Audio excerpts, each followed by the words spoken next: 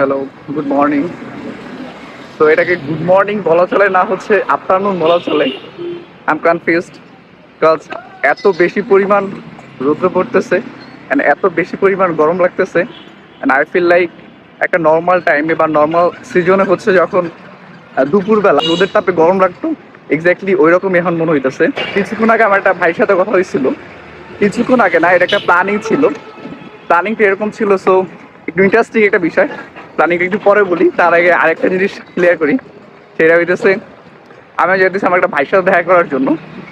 So উনি mainly হয়েছে recently বাংলাদেশে যে এফকে অ্যান্ড হচ্ছে অতনু জুবাইরের যে ফাইট হয়েছিল, ঢাকা ফাইট নাইট, লাইক এরকম একটা কিছু।